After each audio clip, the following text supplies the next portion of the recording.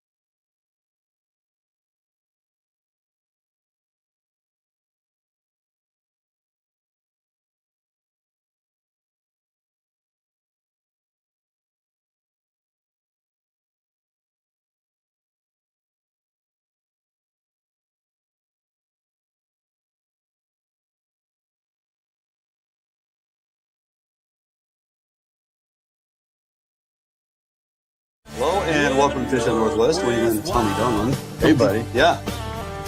Hunting, fishing is my kind of style. 9 feet out behind me right now, so just put your stopper up there on your mono. Yeah, it was a little bit of a slow grind in the morning, you know, and that happens sometimes. When you present it, you're sweeping it over an area. Now, when you get these big, wide areas, Yeah, those are the new Columbia River pop from McKay crab and shrimp here. Picking wild berries off God's land and drinking my There we go. Yes, indeed. Nicely done, buddy. hunting, fishing. That's a beautiful fish, Duane. Nicely done. Thanks for rolling me into him, Mike. Yes, sir. When it gets hot, I'm proud of all the things that I've got. I'm digging in moss bags up in the sand, and after work a cold beer in my hand.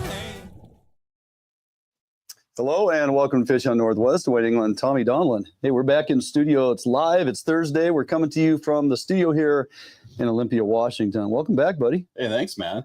You know, 2 weeks in Kona, I'm a little darker and No sunburn, just a little. no, dude, little I tan. tan, man. I just tan. That would be the reason you were gone last time. And then, of course, last week we well involved with the Sportsman show, boat show. We got to get into all Yeah. that, catch everybody Yeah, up. We will.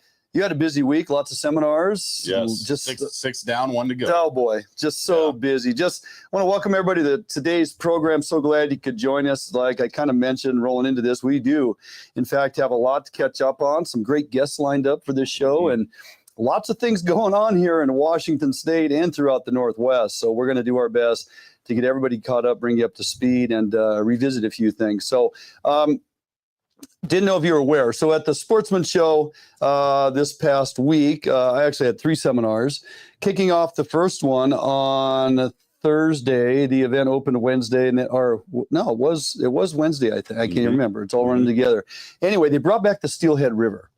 They hadn't had the Steelhead River for a number of years. It had been shut down. They brought it back. I somehow pulled the short straw. I got to be the first seminar back in the Steelhead River, and going to talk about something. Apparently, people want to find out about this new crazy, this brand new crazy technique that's just taken everybody by storm, Tommy, called drift fishing. Oh, that's unique. Huh? Very Interesting. unique, So I yes. say that because it was packed house, phenomenal crowd, lots of questions, really good interaction. Appreciate everybody showing up. It kind of leads me to just the way this unfolded, and I'll explain why after you watch this. This is your peak outdoor moment of the week. Okay, oh, perfect. All right, there you go. Want to pet the duck? All right, how many of you, and keep your hands up, how many of you have caught a steelhead? Keep your hands up. How many of you have caught a steelhead drift fishing? Truly drift fishing.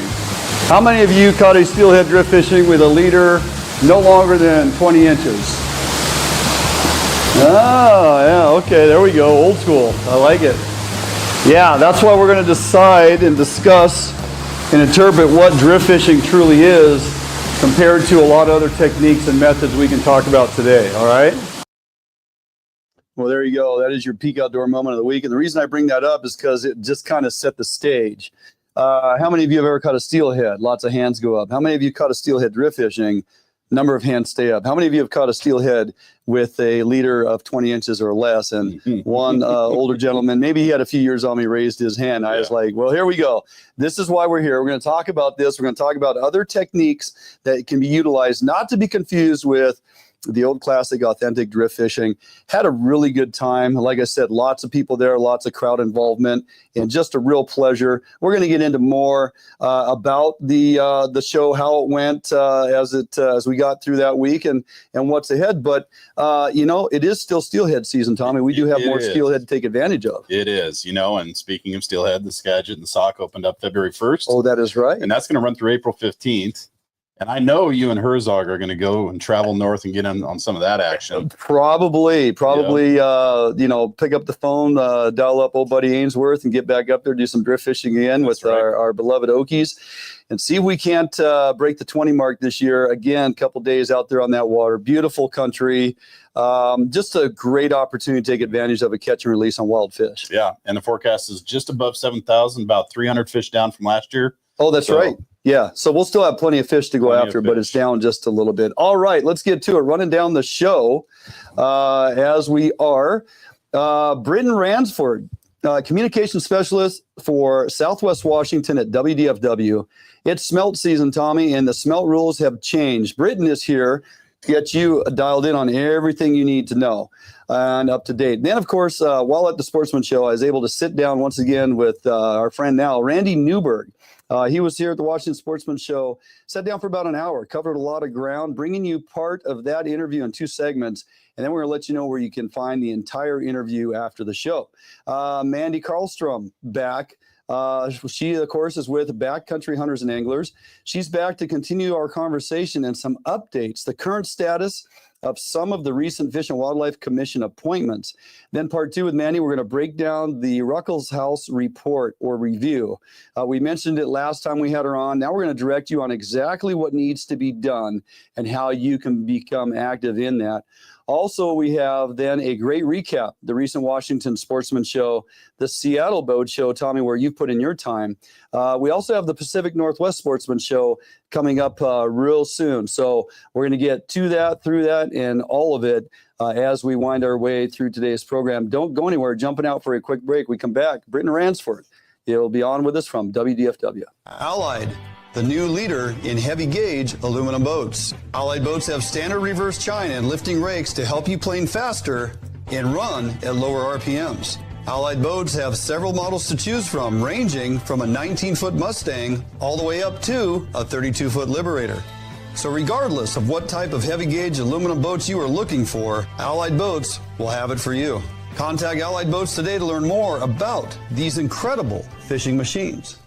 I make my living catching fish, not only as a tournament angler, but as a guide as well. Catching fish is important, and Gamakatsu hooks for me, they kind of help take the luck out of fishing a little bit just because they're a high quality hook. Obviously have a really good reputation for being very strong and very sharp. Gamakatsu, I use their products every day in the boat, and big part of my success.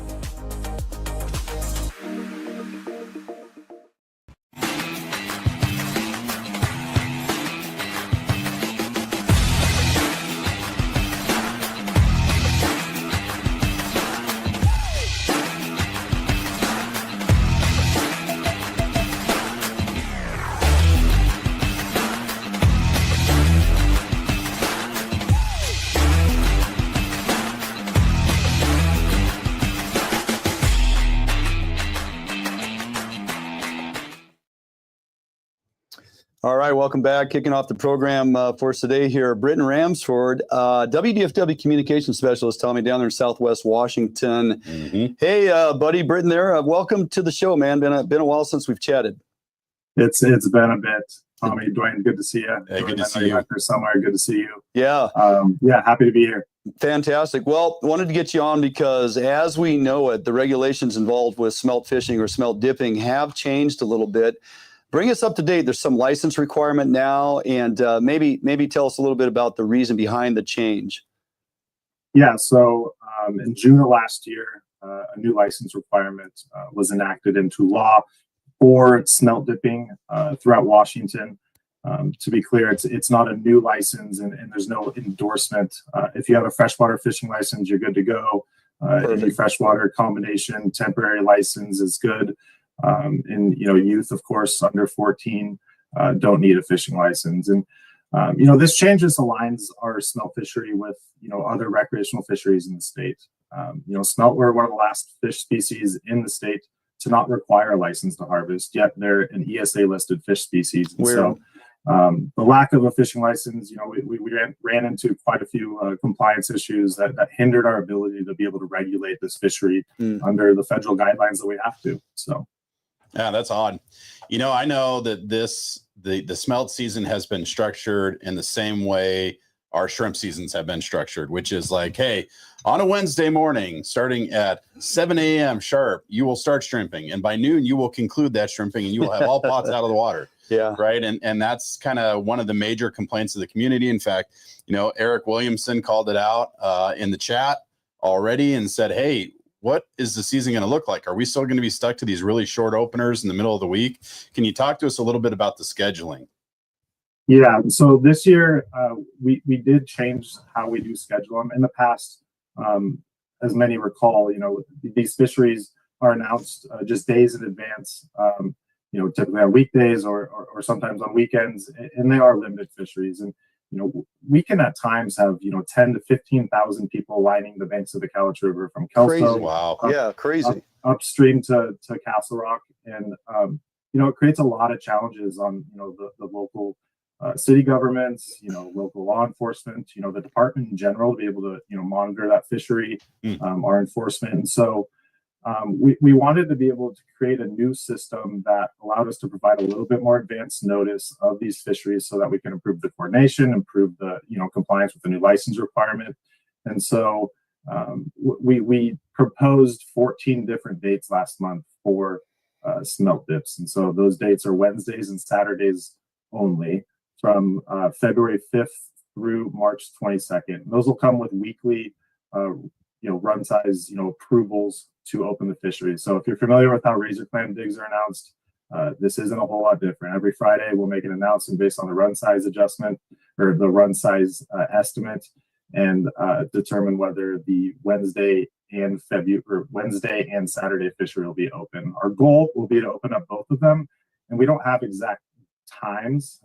We are still proposing that the fishery will be open for each day. That'll be open 8 a.m. to 1 p.m. This ensures that the fishery is open during daylight hours and avoids some of the traffic that comes with these fisheries. Makes sense. So, and going to the website and looking at the schedule that you spelled out there, Britton, it's marked tentative as you guys got to do updating on your run forecast. And now, correct me, is that a weekly test to kind of see how it's performing? And how about the initial? Do we have more smelt coming in this year for this season for you guys to set this pretty lucrative schedule if it all comes together versus last year? Do we have more or less than last year?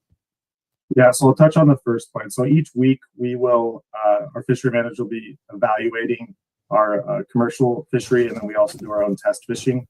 We're looking for about 200 pounds per landing in those test fisheries. Okay. Under the current guidelines through our fishery management plan, that's what we need to be able to open up the fishery. And so we'll do that throughout the week and be able to make a determination for the following week based on those evaluations. Remind me your second question there, Duane. I was just asking how the early run indications are performing this year compared to last year based on the schedule you guys have put out there. Yeah, and so based on our current estimates, we do expect somewhat fewer fish to be rolling into the system, but we do expect to be able to open up a handful of dates. Obviously, not all of these dates will be approved, but based on our current estimates, we do anticipate being able to open up 1 to 4 of these tentative dates for a recreational harvest. Okay. So I think it's also important to note that we're test fishing out in the main stem Columbia River. So our test fishery may say that we have a sustainable number of fish to be able to open up a recreational fishery, but that doesn't necessarily mean that the fish are going to be in abundance, to hit it out of the ballpark when you're netting these fish. Just the natural variation of smelt migrations and how impacted they are by environmental conditions, water temperature. It's really impossible. And it was before we changed the schedule to truly dictate when those fish would be in there and time it perfectly. And Gotcha. so I want to set that expectation up ahead of time. Sure. Yeah, so this is all mind blowing to me because I had no clue that smelt fishing was this popular. 15,000 10 people, to 15,000 people at one time. Yeah. Mind blowing. And so I know one of the issues with this fishery I've heard is the overharvest. So maybe could you just tell us what is the limit, Britton? And then also clarify, what am I going to do with all these smelt? You fry them straight up, eat them whole. You got to take the guts out. How do I process these? Yeah, so we do have a ton of information on our Cowlitz River Smelt Fishing webpage, which you can find everywhere. But sure. The limit is 10 pounds per harvester. You're required to use your own bucket. 10 pounds is about a quarter of that bucket. We would recommend that folks bring their own scales, but that's a good way to tell whether you're approaching your limit. And when it comes to what you're doing with that smelt, I know a lot of folks that do smoke them up, eat them, fry them. Some might use them as bait. You won't catch me eating smelt. That's what I was wondering. You have your options, and for many people, it's crab bait. So never enough time, always too much info. We'll direct folks to the DFW site as a reference point for all the information they need on smelt and smelt dipping. And appreciate your time, Britton. Always good to check in with Mr. Ransford. Yeah, we'll see you in Portland next week. You got it, buddy. All right, take care. All right, there you have it. The season is set. Get out there and take advantage of it. Get your bait or your snacks. Entirely up to you. Jumping out for a break, we come back. A sit down with Mr. the one and only Randy Newberg.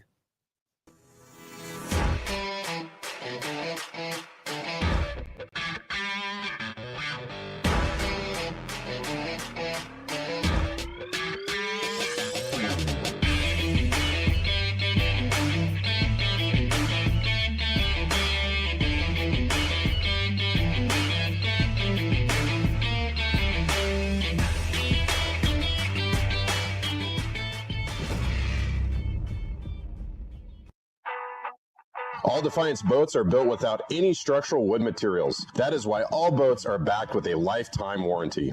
All Defiance boats come standard with large fish boxes that are fully insulated so that you can ice your fish properly all day. All Defiance boats are foam flotation filled and unsinkable for the ultimate in safety while fishing offshore. Before you buy any boat, stop by or call Defiance Boats today to ensure you are getting the very best glass boat your money can buy.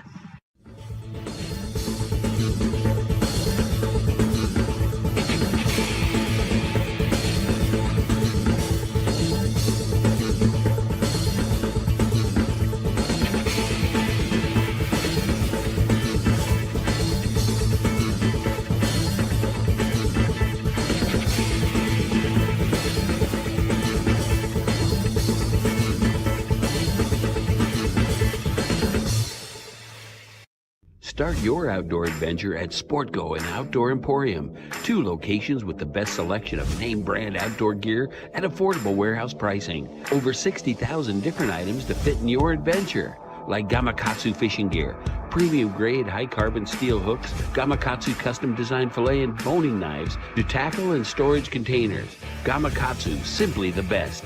Maximize your outdoor adventure with the right gear at Sportgo and Outdoor Emporium, Fife and Seattle.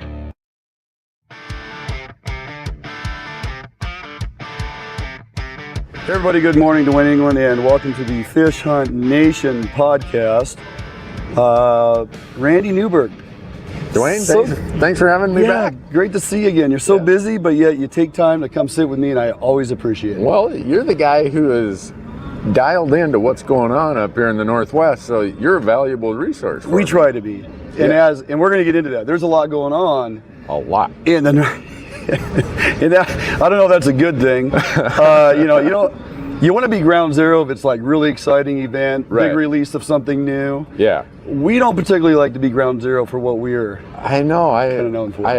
I wish it was different for you guys. Yeah. So do we. But, I'm sure so do we. But I guess it explains why where I live in Montana, we're seeing more and more Washington and Oregon people moving there. Yeah. At least outdoor people. At a minimum, trying to hunt there. Yeah. If they can get tags, right? I want to get into a lot of that with you, but first I want to catch up with you, like this last year, 2024. Yeah. How many hunts did you get out on, and successful or frustrating? Just kind of give us a recap. Yeah, a lot of hunts. Yeah, I'm sure. A lot of places. And with hunting, some years everything goes perfect. Mm-hmm. 2024 was one of those years that wherever we showed up, the animals are like, "Oh, I want to be on video." Oh, we've never had a year like 2024. Right? But I've warned my crew. 2025, we're probably not even going to really pay the dues, right? Not even see a duck or a beaver, muskrat, nothing. Because that's how hunting is, right? Yeah. So it does this. Sometimes you look like a genius, and then sometimes you're an idiot. Absolutely. So you had a pretty successful season. I'm just looking back on it thinking, I don't know what we did to deserve it, but I'll take it. Sometimes you just get handed that, right? Yeah. The good Lord looks over you and says, Randy, you've been working pretty hard for a number of years. We're just going to let you have it a little success this year. For those that may be lagging or not new to the party, let's catch us up on Fresh Tracks. Yeah. Where do they find you? What's it all about? Yeah, most people find us on our YouTube channel, Fresh Tracks. A lot of people follow our podcast. I do the Hunt Talk Radio podcast as I'm the sole host, and then I have a co-host for the Elk Talk podcast, Corey Jacobson. Yep. That's where most people find us. We have a large forum about hunting and conservation, public lands called hunttalk.com. Yep. And then the normal social media stuff, but I don't know how to do that, so I got young people who do that. You're lucky. I get stuck doing all that. Really? You know how to do Instagram? Oh, yeah. The Instagram, all the Facebook postings, and really all the editing of our content we're putting on the TV show. That's all me. I mean, really, I don't know how to do Instagram. They taught me enough about what the little symbol is on my phone, and that there's some red things show up in the upper right. If I hit those, it takes me to another page that sometimes I figure out, and then sometimes they'll call me like, "Hey, boss, don't be messing with Instagram. Don't screw that up." And now we got to put it back on there. You actually deleted something we had going, right? So, but that's where people can find us. So as far as your hunting, look, you're well known. You've made a name for yourself, public land hunting, right? Yeah. And you've shown people and taught people over the years how to be successful in public lands. And we all know it's getting harder and harder. Yep. Populations are booming. I think here in Washington, we're up to almost 8 million people now. 8 million. Mm-hmm. Wow. And, there's more card-carrying members in both fishing and hunting. Mm-hmm. But you're right. A lot of folks are leaving Washington to hunt the likes of Montana, Idaho. And it's getting very competitive even to draw tags in certain areas, right? You got to get online. You got to sit there and wait in your window. And it can be frustrating for many. But when you get out on your hunts and you're filming, oftentimes you're hunting by yourself. But to capture this, I mean, you have a small crew, but you're not just portraying like, hey, I'm the solo hunter. You truly are like solo hunter doing your thing, but you also have to capture that. So talk a little bit about coordinating that. And what the goal is, what the end result is. What are you looking for? Well, you know how that goes when you're walking around with a camera guy or two. Yep. You know, that adds a little bit of complexity. But for us, we're there to tell stories. We want to tell stories about the landscape, the species, the people. Maybe something that's of interest to, you know, a current topic that's out there related to that. Like we just got done with a big episode in Nevada, which we talked about feral horses, we talked about cheatgrass, we talked about fire cycles. So we put together these production books, and we want to talk about things that we hope people are interested in. And for sure, it's a way to connect them to these topics that are really relevant in that region or in that, you know, geographical location that you're currently hunting in. It totally makes sense, because you're not just out there creating and capturing a hunt, but you're also on the educational journey. Some of the history behind it, right? Why you choose to hunt here or there. In your mind, and you and I kind of talked about this yesterday, and I wanted to go down this road a little bit. You know, in Randy Newberg's mind, what's a successful hunt? Is it the outcome? Is it you got to work hard to earn it? It's funny. If you would have asked me that 30 years ago, it would have been filled the tag. And if you'd asked me 20 years ago, it would have been filled the tag with a big one. Sure. And now I went and explored a place that's always been on my mind. I learned something by researching and getting ready for the hunt. I spent it with people who are important to me. And that's all it takes for a successful hunt. And don't get me wrong, if we fill a tag with a big one, then it's even that much better. So, because you earn it. But I think as I've gotten older, I've realized the value of spending time with my family, my friends, and people who are important to me. And I think that's something that everyone in the audience can relate to. Sure. You know, I was talking to some guys, they showed me this, I think he's 12 years old. They've been hunting this same spot in Washington for 4 generations. Wow. And the grandfather was there, and you could tell he was almost teary-eyed. Absolutely. Explaining to me how much this place meant to him. It's public land. And then his grandson goes there his first hunting season and shot this whopper mule deer. How about that? And I wish I could put that in a bottle. Because that's exactly what hunting means once you start getting older, getting some gray hair.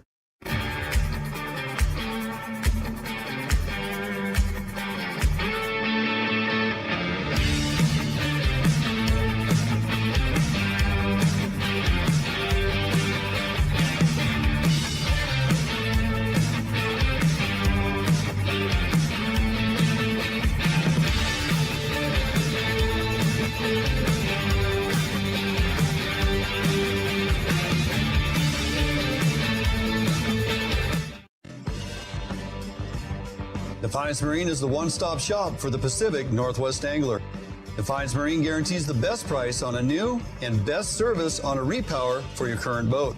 Defiance Marine is a Honda Premier dealership and one of the largest on the West Coast. Defiance Marine is a boat dealer who proudly sells Defiance, Allied, and Arima boats. All boats are built by West Coast fishermen for West Coast fishermen. Defiance Marine has all your boating needs to help you get out on the water.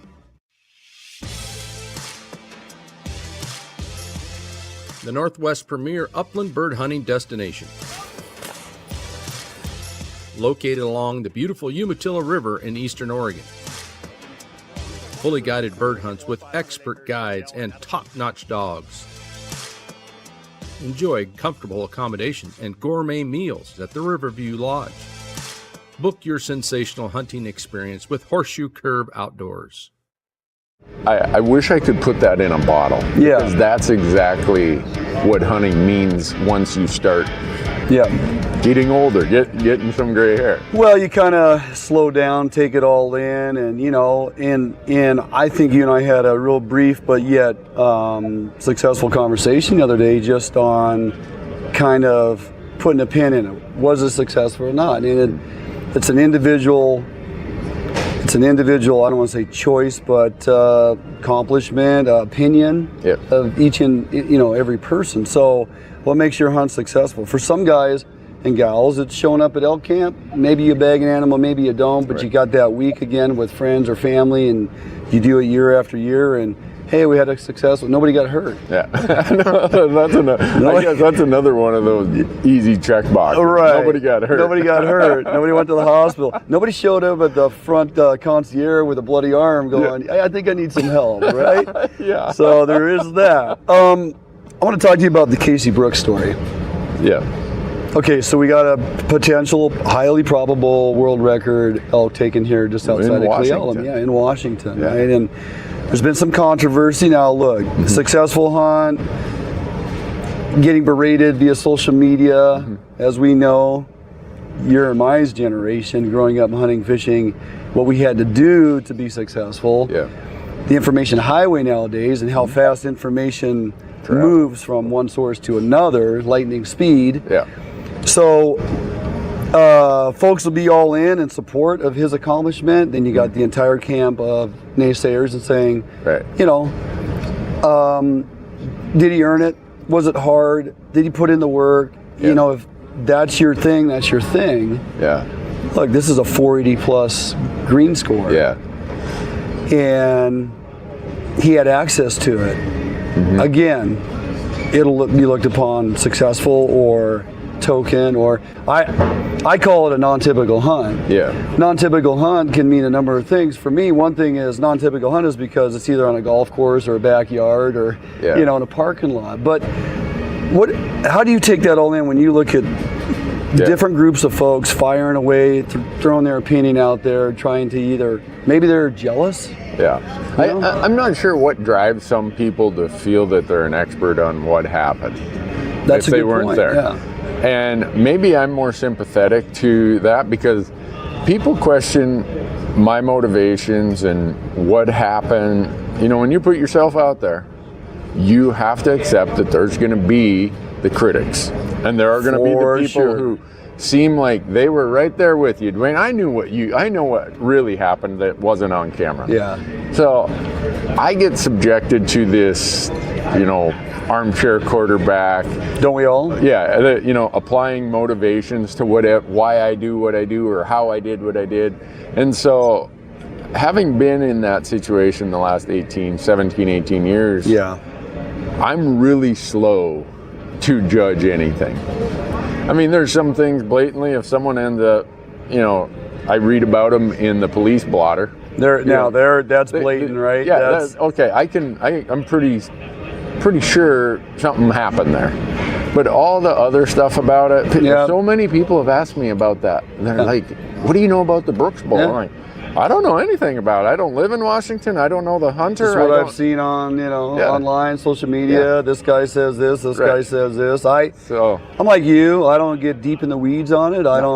I read a few articles. I look at opinions of other well-known hunters and or what they say, and most of them kind of just free-formed opinion, just kind of, hey, just roll with it. Right. I'm not going to weigh in negatively, positively, either or. Right. I think you had a good point the other day, like, if with the competitive nature of hunting on public ground nowadays, if you have the opportunity to get into a place on private land and you don't take advantage of it because you think you're less than a hunter or accomplishment, what's the end game? You want meat in the freezer?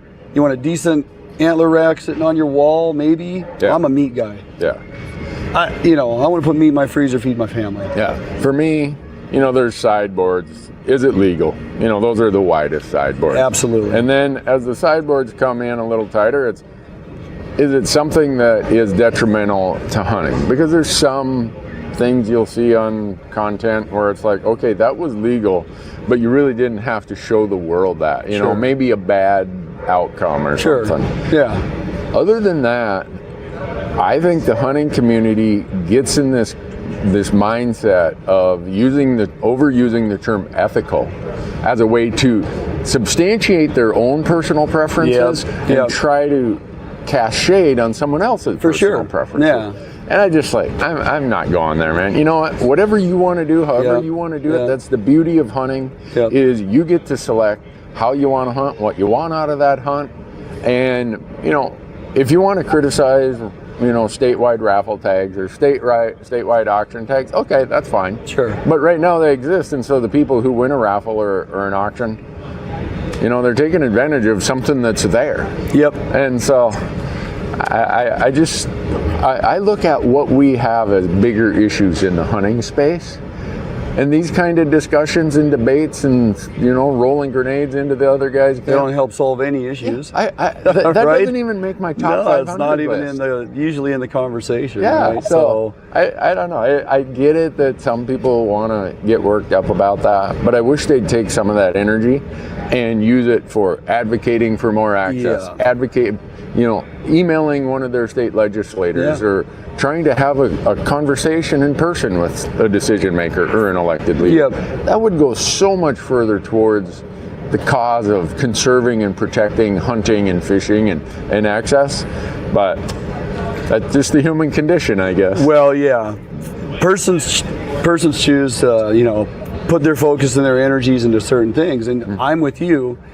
I want to see more advocacy. I want to see more efforts in contacting local legislation and working with your fish and game departments and trying to ensure that we continue to have access, that our game is managed appropriately so we have opportunity. And you and I both know, not just here in Washington, but across the western states especially, we're up against it. A Northwest favorite for almost 40 years, Arima boats are manufactured with pride in Bremerton, Washington. All Arima boats are built without any structural wood materials. That is why Arima boats are backed with a lifetime warranty. Arima can offer every boat with Honda outboard packages so that you can take advantage of the reliability and 5-year top-to-prop warranty from your Honda outboard. Call or stop by Arima Boats today and let them help you get into your very next boat.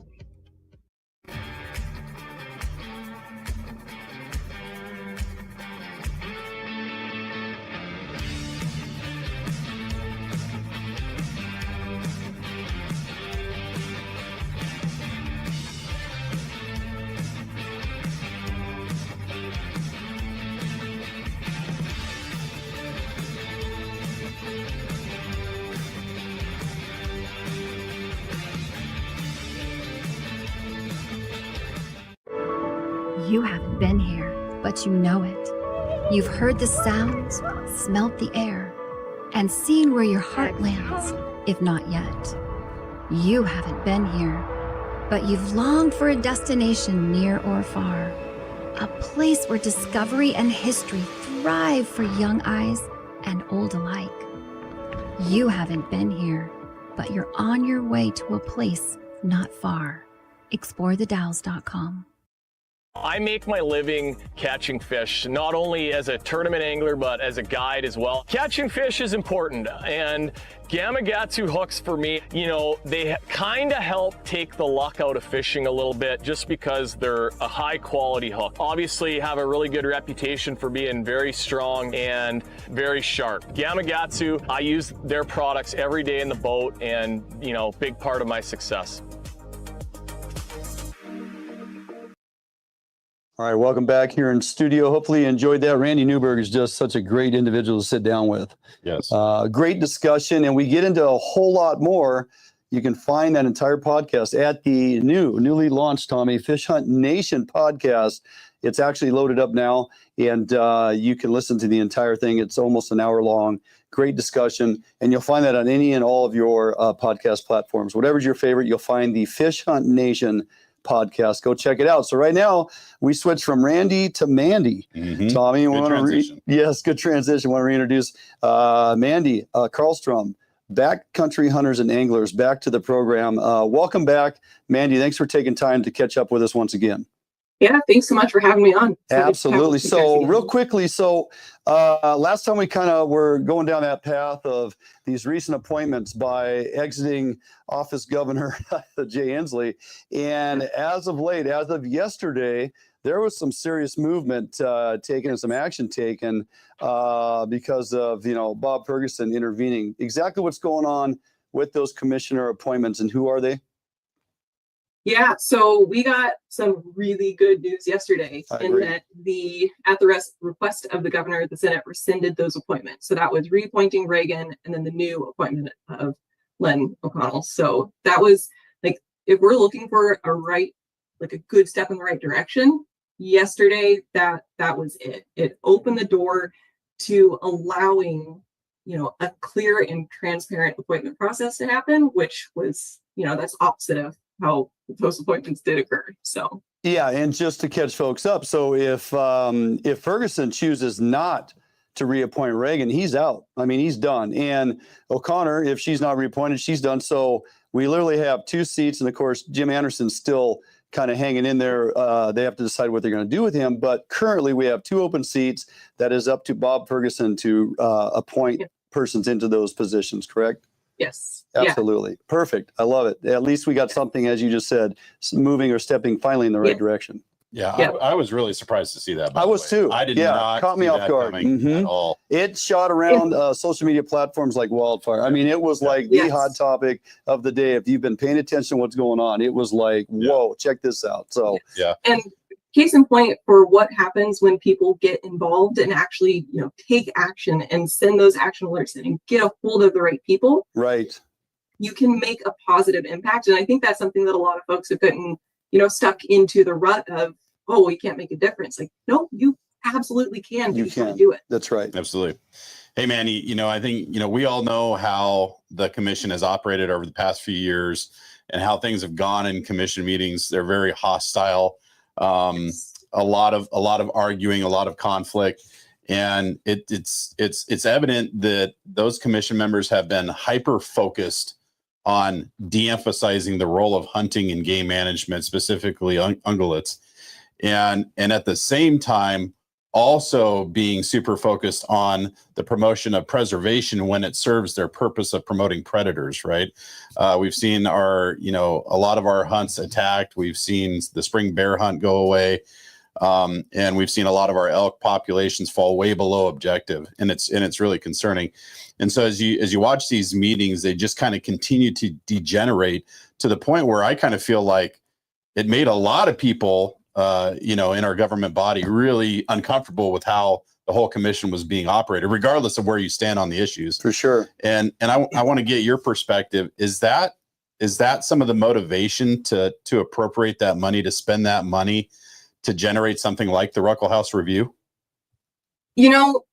So if anybody were to have listened to, a commission meeting in the past 4 years, there's one thing that's very apparent is that all of this dysfunction is, it resides in the commission. Mm-hmm. And the point to make about this Ruckelshaus review, that was actually a last minute rider on a biodiversity bill where $300,000 came off of that to go towards this review to professionally identify, what is going on here. And those, a very respectable, the folks conducting that review came back and identified the same issue that we all have seen, which is that it comes back to the commission where that dysfunction comes from. So, you kind of touched on a little bit of, there's a lot of personal agendas that have been taking the steering wheel, sucking all the air out of the room for things that we should be able to discuss. A lot of issues have come up time and time again, whether it's predator management or just process. And so, this review with the timing of everything, it's actually a good opportunity as well, because it's on the top of everybody's mind. And it's just, I think it's a good opportunity to really dive in and to have this review to look at. Absolutely. So what we're going to do is take pause. We're going to jump out for a quick break. When we come back, we're going to really delve into the Ruckelshaus, the 3 options, and some action that we need to get folks excited about to take up and get moving on. So stand by, Mandy. We'll jump out for a quick break, and we'll be back with you right after this. You haven't been here, but you know it. You've heard the sounds, smelt the air, and seen where your heart lands, if not yet. You haven't been here, but you've longed for a destination near or far, where the young and old find rest and excitement, not apart. You haven't been here, but you're on your way to a place not far. ExploreTheDalles.com. Yep, for sure. Oh yeah, big fish. Yeah, buddy. Nice fish. Beauty. Gorgeous fish. Bobby's on the board. We got a good one. Oh yeah. Oh, geez, come on. Nice fish. Nice fish. All Defiance boats are built without any structural wood materials. That is why all boats are backed with a lifetime warranty. All Defiance boats come standard with large fish boxes that are fully insulated so that you can ice your fish properly all day. All Defiance boats are foam flotation filled and unsinkable for the ultimate in safety while fishing offshore. Before you buy any boat, stop by or call Defiance Boats today to ensure you are getting the very best glass boat your money can buy.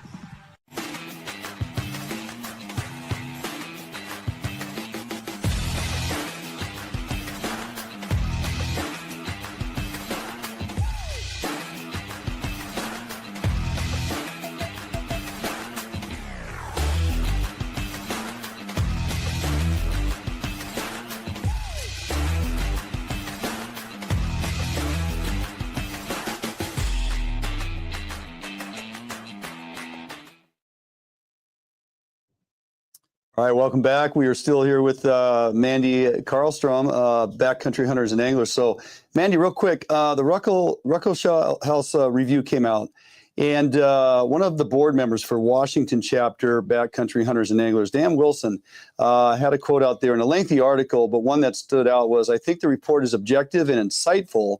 He says a couple of sitting commissioners have dismissed it as a public opinion survey. That's not a qualitative survey of of what this level is. The 100 people interviewed weren't random survey respondents. They were tribal leaders, heads of various organizations, active political people, and every commissioner. So the findings should not be easily dismissed. I would agree with him in that regard, is that there was a lot of effort put into this. It's just not some random, we didn't put a survey out to 5,000 people in Washington State. This was kind of like a targeted search of individuals that they rallied around and gathered their data. So with this review in hand, and as it was presented to the legislators, and they look at what it's all about. Let's briefly run through the three options basically that the review puts out there for them to consider moving forward. Yeah, so the first option, do nothing. Well, that's what we've been experiencing. The second option basically is what we're doing. Yeah. Second option, turn it into a cabinet agency. Right. And then the third is reform of the commission. And so right now, the two focus points, I think, for a lot of folks are between those two options, right? Turn it into a cabinet agency or reform. Well, when you look at the cabinet agency option, that's really putting high likelihood of amplifying all of the current issues that we're facing right now, which is further politicizing wildlife management and removing it from proven methods that work, right? If you look at every other state that the commission functions in, it works very well. So then you look at the reform option, and that is, it's the best way to turn an already successful model into something that's people-proof, right? It's adding the checks and balances, making sure that the right policy and procedures can be followed. But those are the three options between do nothing, cabinet agency, and reform. Gotcha. And the reform is a very successful, or it's a very promising option. Yeah. It all comes down to accountability, right? Because they have a mission statement as commissioners. It's well written, I think, as it is today. I've read it a couple times. Mm-hmm. And so, it's just, there's got to be, like you said, Manny, checks and balances against that mission statement. Are they performing the mission? Are they doing their duty or not? This report, which was funded to the tune of $300,000, which is really a drop in the bucket for what we got, if you ask me. Sure. And this was a joint report that was done by the University of Washington and Washington State University through the Ruckelshaus Center. And, it's been provided to the legislators. They could act on the report, but there's a lot of concerns out there right now that, this is like, fish and game reform in the scheme of things. When you have a $12 billion revenue shortfall in the state of Washington, there's a lot of concern that it's not even going to get any attention, even though it was a well done report and evaluation. How do we make this a priority for the state? So I think that it goes back a little bit to that reform option, right? Is that when you look at that $12 billion shortfall, looking at a giant project to overhaul everything isn't going to be top of mind, and it's definitely not going to be where it's at right now. So looking at the reform option and a less is more approach is going to be the best way to go after this. It's, it doesn't need to take a ton of time. It doesn't need to take a ton of, money for that. And speaking of other options, when you look at the cabinet agency, it's definitely not that in terms of the time that's needed. So that just very deliberate and effective tweaks need to be done, and that's focusing on the transparency, involving key stakeholders, tribal co-managers, all the people that were involved in that Ruckelshaus review. Those are the people that need to be at that table. 100% agree, and that's really the path we're all hoping this goes down, because to redirect the focus of the commission to a committee, basically, with the caveat of that being under a single director appointed by the governor. So now, and you had just said it, Mandy, that gets very politicized in just the makeup of that and how it would work and function, or be even more dysfunctional than it currently is in its current state. So there's a House bill that's been introduced, 1685. And if during current leg session, if they pick up this bill and start moving with it, that is the one right now in my mind, unless you have other things in the closet that we don't know about yet. But this is the one that folks need to pay attention to and take action on if this bill gets a reading and starts moving forward, because it does exactly that. It streamlines the process for putting it into a committee form under a single director, worst case scenario. So how do we motivate folks to pay attention to this? Where can they go to take action contacting their legislators? Yes. So right now, just taking action is step one. And right now, this is the bill that's on the table, is that 1685, which is the turning into a cabinet agency, essentially. So the good thing is that there's a lot of organizations out there that are creating tools for people to get engaged. Right. So right now, Howl has a great action alert out where you can go to their website, send a action alert to the correct representatives with the right message in 30 seconds. So that's the first thing. Like, if you haven't done that yet, go do that. The next thing that people can do is go and actually call or contact your representative. Right. And that's a very easy process. We've got a page on the BHA Washington Get Engaged page where you can just enter in your address, find who your representatives are, you have their contact information. And we need to keep advocating for that transparent process. Let science and, science-based wildlife management needs to be the key, right? But just like how we had that really good news yesterday with the appointments being rescinded, it's not going to happen unless people do it. Right. So we got to take action. Education is powerful, but action is where it's at. So we've posted all of that up on our Facebook page, both the how links to get to your state representatives and call to action, and also the links that you've provided through Backcountry Hunters and Anglers. So running up against a hard break here, Mandy, can't thank you enough. Always a pleasure, and we'll remain in touch on all these events as they unfold. Thanks for having me on. Absolutely. Good night. All right, there you go. Mandy with Backcountry Hunters and Anglers, and you guys, I hope, are receiving the message. We got to pay attention to this and take some action, get stuff done. Out for a quick break. We'll be right back. The Northwest premier upland bird hunting destination. Located along the beautiful Umatilla River in eastern Oregon. Fully guided bird hunts with expert guides and top-notch dogs. Enjoy comfortable accommodations and gourmet meals at the Riverview Lodge. Book your sensational hunting experience with Horseshoe Curve Outdoors. Start your outdoor adventure at SportGo and Outdoor Emporium, 2 locations with the best selection of name brand outdoor gear at affordable warehouse pricing. Over 60,000 different items to fit in your adventure, like Gamakatsu fishing gear, premium grade high carbon steel hooks, Gamakatsu custom designed fillet and boning knives to tackle and storage containers. Gamakatsu, simply the best. Maximize your outdoor adventure with the right gear at SportGo and Outdoor Emporium, Fife and Seattle.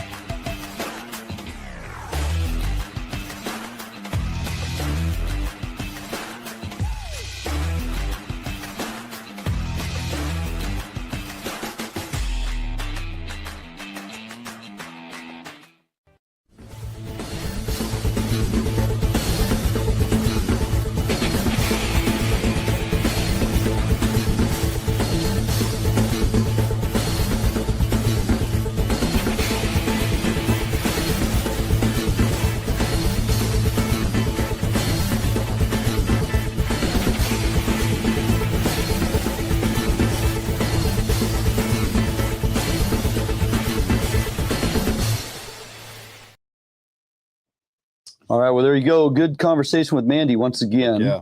And more additional content in regards to what's going on within our state from the perspective of Mr. Randy Newberg. Yeah. Go check out that podcast. He and I kind of get in the weeds on that whole thing. He is very up to speed on what's going on, not just here, but the comparative, Tommy, to even Colorado and some of the other Western states. We have very similar like things happening that we need to pay attention to. So, well, and I love having people from Montana, Idaho, Wyoming on, you know, and looking at what's going on here. They think we're living in the movie Idiocracy. Well, we kind of are. And they go, "Are you serious? Yeah, what is absolutely. happening?" Yeah, exactly. Are This you could kidding be me? a mecca of people who want to come from those states to us.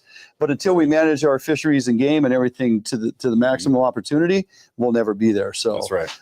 Anyway, Sportsman Show this last week. We want to thank everybody that came out and saw us at the booth. We had a ton of merchandise, ton of swag. Jiggling Jigs was blowing them out the door. Couldn't keep up with demand. It was fantastic. You folks are showing up in volume, supporting what we have going on here each and every week and throughout the year, Tommy. It's so great to see everybody wearing our merchandise. Yes. Blake at Ammo Custom Inks does a fantastic job printing all this stuff. So it's really all come together, and it's all thanks to you folks for showing up week in, week out and at those events and supporting us, and we can't thank you enough. The boat was there. It got mulled over and drooled on, and I was going to actually hang bibs on the back corner. Like, put the bib on before you step in my boat, you know. But, everybody appreciated the boat being there. Got to look at the burn-wind system and see how that works. So it was really great. As we said, great attendance at the seminar. Speaking of which, would you say you've done 6 at the boat show? I've done 6 so far. I've got 1 left to go. What's your last seminar? It's going to be rigging salmon lures, man. It's a new one. There you go. Yeah. A lot of people, all that detail into like how to rig a hoochie, what leader length, what kind of hooks am I using, extremely applicable together, for how sure. do you fish spoons, all that detail. It's gonna be good. This is a brand new one for me. Oh, good. Well, we got a tentative blackmouth opener coming here, area 9 and 10. We'll see how many days we get. I'm hearing rumors of maybe only 750 encounters of sublegals, but they bumped it to a possible April 1 or April 2 opener. So we'll see where that goes. But aside from that, hey, if you didn't make it to the Washington show or the boat show, which you should, now that the Washington show's over, we got nothing but boat show going on through Sunday, right? That's right, through Saturday. So get out and take advantage of that. But also, you know what? Take the drive down south. Come join us down there at the Expo Hall. We have the Pacific Northwest Sportsman Show kicking off the 12th, Wednesday through Valentine's Day. Who doesn't want to bring their sweetie to the Sportsman Show on Valentine's Day? And Happy Valentine's Day. Happy Valentine's Day. Here's a corn dog. Come and enjoy that. We will be in the main building out front this year. They moved us all the way to the main entrance building when you first arrive. We are in booth 1019. Up front there, nice and easy to find as you come into the building. 1019, 30-foot booth, tons of merchandise. Fish Hunt Northwest will be there all week. I have a seminar, Spring Kokanee on a Budget. This was well received here in Washington as well. 4 p.m., Blue Theater. What day is that? I believe it's Thursday. Wednesday? No. I got to figure that out. You'd think I would know. I think it is Wednesday, Jordan. Yeah, thank you. Wednesday, it's on the slide. Pay attention, Duane.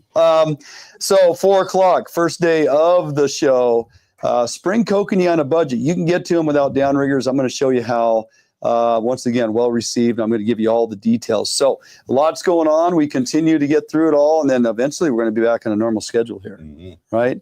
All right, we'll jump out for a quick break. We'll be right back. Allied, the new leader in heavy gauge aluminum boats. Allied boats have standard reverse chine and lifting rakes to help you plane faster and run at lower RPMs. Allied boats have several models to choose from, ranging from a 19-foot Mustang all the way up to a 32-foot Liberator.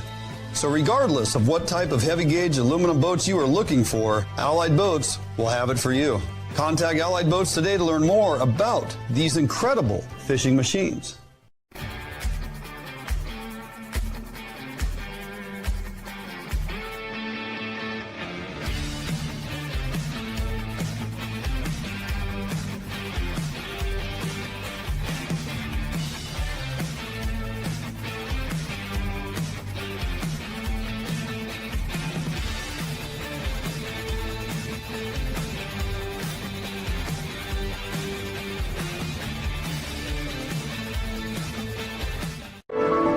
You have been here, but you know it. You've heard the sounds, smelt the air, and seen where your heart lands, if not yet.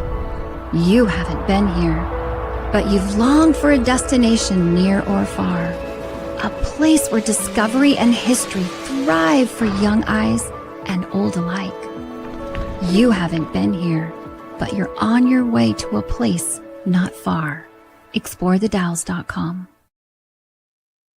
All right, welcome back here as we wind it down. Tommy, I think I kind of mentioned in the previous segment, yeah, we're looking at a blackmouth opener. You know, everybody's asking me at the Sportsman show, have you got out and fished that boat yet? Have you got out? And I'm like, well, got to get through all this stuff.